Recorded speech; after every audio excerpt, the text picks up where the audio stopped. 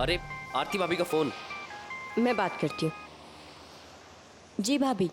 अब परिधि, अब सॉरी तुम्हें ऐसे समय पर डिस्टर्ब किया। वो मुझे बहुत ज़रूरी बात करनी थी। और देखो, बिना किसी डरे साफ साफ जवाब दे देना। हाँ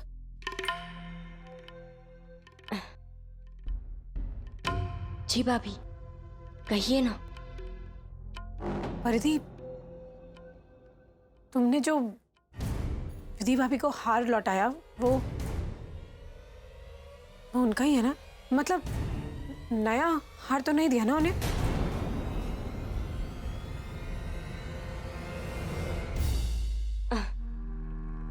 नहीं भाभी, कैसी बातें कर रही हैं आप? I mean, बस इतनी सी बात के लिए आपने इतनी रात को कॉल किया? इतनी सी बात नहीं है परिधि। तुम जानती हो अभी घर पे पुलिस आई थी और उन्हें किसी करण नाम के इंसान की डेड बॉडी के पास बिल्कुल ऐसा ही हार मिला। और पुलिस का मानना है कि जिसने भी मर्डर किया है वो उसी का हार है। परी, क्या कह रही हैं आरती भाभी? जरूर तुम्हें परेशान कर रही होंगी, right? Hello hello hello hello hello, Aarti भाभी। हाँ परिधि, बोलो ना, मैं सुन रही हूँ। आपकी आवाज नहीं आ रही। हेलो हेलो हेलो परिधि, नेटवर्क प्रॉब्लम है, आवाज ही नहीं आ रही। वैसे ऐसी क्या जरूरी बात करनी थी आरती भाभी को? मामला क्या है? कुछ नहीं, आरती भाभी छेड़ रही थी मुझे, टिप्स दे रही थी। हनीमून पर जा रही हूँ ना मैं, लेकिन कुछ समझ में ही नहीं आया।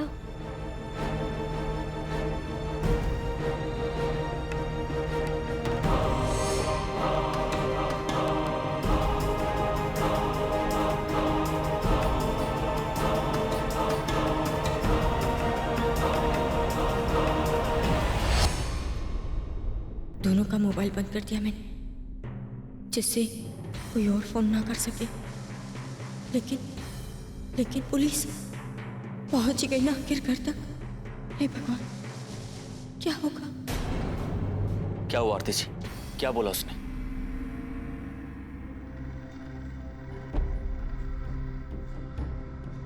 कुछ तो गड़बड़ है यश जी। पहले परिधि ने मुझसे झूठ बोला कि उसे मेरी आवाज नहीं आ रही है। फिर जब प्रतीक भैया ने पूछा कि मैंने क्यों फोन मिलाया था, तो उसने बोला कि मैंने उसे हनीमून टिप्स देने के लिए फोन किया है।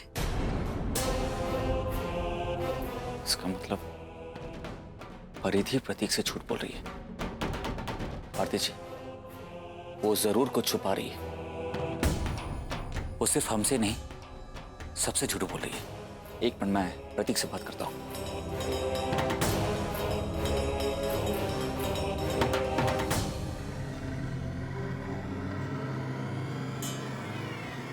फोन स्विच ऑफ है।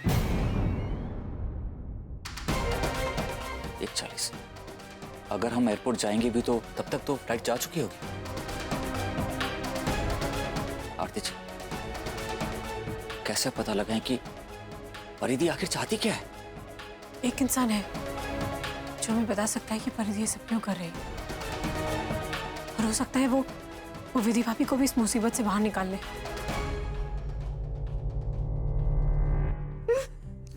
विधि, अपने आप को संभालो। देखो, तुमने कोई गलती नहीं की है, तुम घबरा क्यों रही हो? एक सेकंड है, फोन आ। कहीं पुलिस का फोन तो नहीं है? विधि, मुझे बात तो करने दो। हेलो, सॉरी, रॉन्ग नंबर है। सुनिए, मुझे बहुत डर लग रहा है। कहीं उस इंस्पेक्टर ने ये साबित कर दिया कि वो हार पॉलिश वाला नहीं बल्कि नया है, तो क्या होगा? तो मुझे सजा होगी ना? मुझे फांसी की सजा होगी। मेरे दोनों बच्चे उनका क्या होगा? वो तो हॉस्टल में है ना, उन्हें तो कुछ पता भी नहीं किया। वो कह रहे हैं विधि, संभालो अपने आप को। विधि, ऐसा कुछ नहीं होगा। मैं हूं ना तुम्हारे साथ। हाँ, देखना, ये लोग तुम्हें इस खून के इल्जाम में नहीं फंसा पाएंगे। और जो ये मुजरिम है ना, ये जहाँ कहीं भी होंगे मैं इन्हें पकड़ लाऊंगा, इन्हें मैं फांसी की सजा दिलवाऊंगा मैं, पर अपनी विधि पर मैं आंच नहीं आने दूंगा। चलो पहुंचो अपने आंसू, कुछ नहीं होगा, मैं हूं तुम्हारे साथ।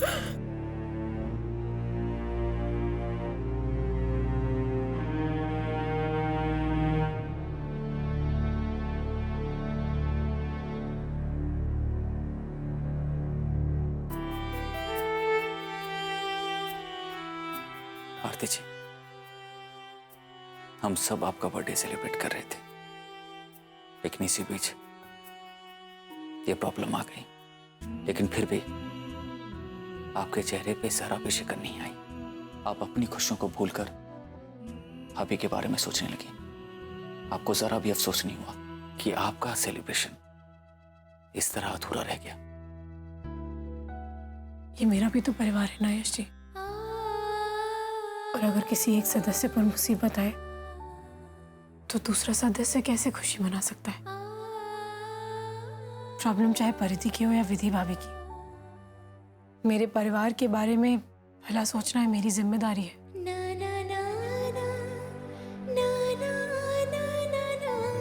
आरती जी, हमारा परिवार हमारी जिम्मेदारी।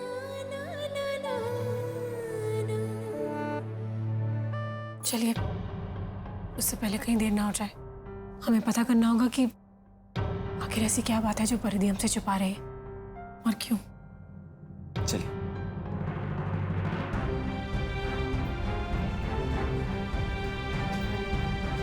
परी, मैं सोच रहा हूँ अब जाते जाते आरती भाभी से बात कर लेते हैं। उनका तो फोन भी आया था ना, मैं उन्हें अभी फोन करता हूँ।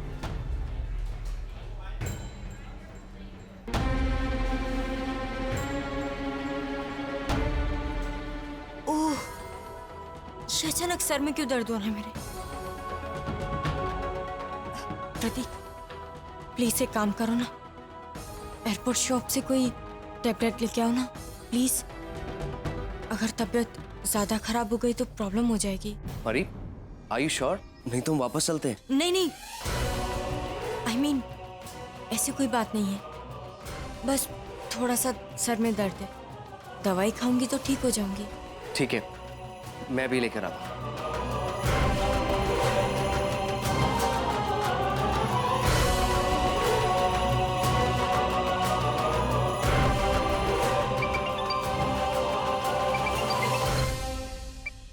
हेलो हेलो मम्मा। कितनी देर से तुम दोनों का फोन ट्राई कर रही हूँ मैं, फोन बंद करके रखा है। कहाँ हो तुम लोग? मम्मा, हम लोग अभी एयरपोर्ट लॉन्च में ही हैं। टेक ऑफ होने में थोड़ा टाइम है, लेकिन मम्मा बहुत बहुत गड़बड़ हो गई है। क्यों, क्या हुआ?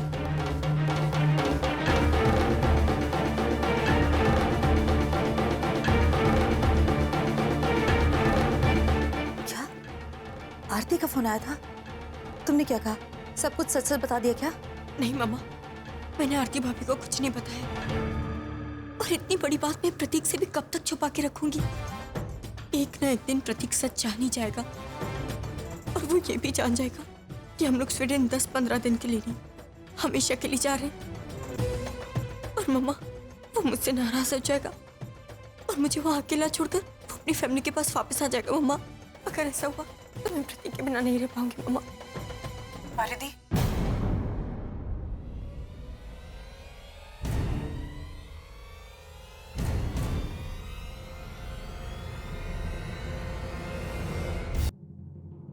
आरती भाभी। हाँ परिधि, मैं शक तो मुझे पहले ही हो गया था तुम पे, जब तुमने मुझसे ठीक से बात नहीं की। लेकिन ये समझ में नहीं आ रहा था कि तुम मुझे अवॉइड क्यों कर रही हो। इसीलिए तुम्हारी मम्मी के घर आना पड़ा, और अच्छा हुआ हम यहाँ आ गए, क्योंकि अगर हम यहाँ नहीं आते तो हमें कभी पता ही नहीं चलता कि तुम प्रतीक भैया को छुट्टियों पर स्वीडन नहीं ले जा रही हो, बल्कि हमेशा हमेशा के लिए उन्हें उनके परिवार से दूर कर रही हो। परिधि, तुम तो प्रतीक भैया से सच्चा प्यार करती हो ना, फिर ये कैसे भूल गई कि सच्चा प्यार निस्वार्थ होता है, उसमें खुदगर्जी बिल्कुल नहीं होती। सच्चा प्यार करने वाले खुशियां देने में विश्वास रखते हैं, छीनने में नहीं। प्रतीक भैया को तुम उनके परिवार से दूर तो कर दोगी, लेकिन अपने दिल और दिमाग से वो हमेशा अपने परिवार से जुड़े रहेंगे। चिंता तो मुझे इस बात की है कि कहीं तुम्हारी इस कोशिश की वजह से तुम प्रतीक भैया के दिल से उतर ना जाओ। मैं ये नहीं जानती परिधि कि तुम अपनी किस गलती की वजह से अपने शहर और अपने देश को हमेशा हमेशा के लिए छोड़कर जा रही हो, लेकिन ये जरूर जानती हूँ कि ऐसा करके तुम्हें कुछ हासिल नहीं होगा।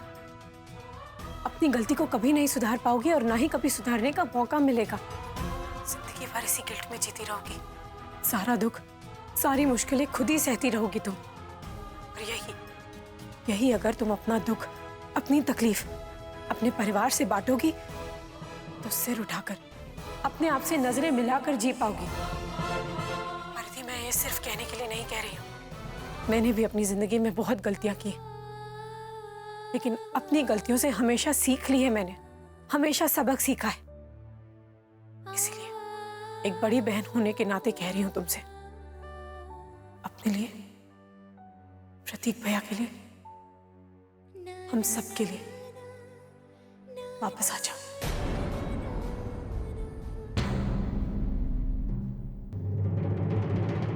हेलो हेलो परिधि, हेलो। उसने फिर से डिस्कनेक्ट कर दिया। एक मिनट, मैं ट्राई करता हूँ।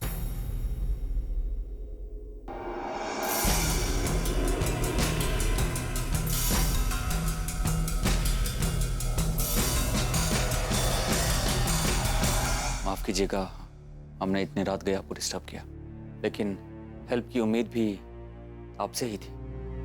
अगर परिवार की सुख शांति का सवाल ना होता तो हम इतने रात गए आपको कभी डिस्टर्ब नहीं करते।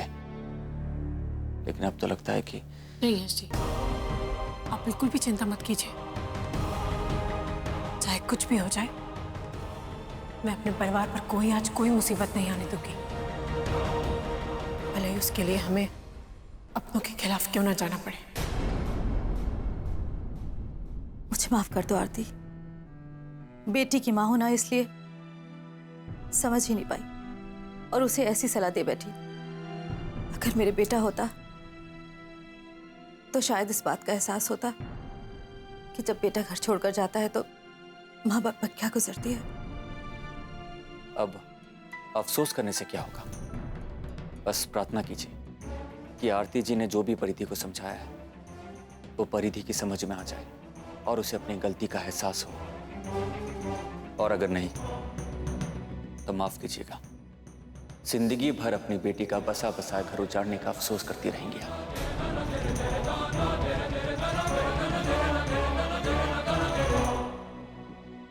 ये लो टैबलेट, अभी लो, आराम मिल जाएगा।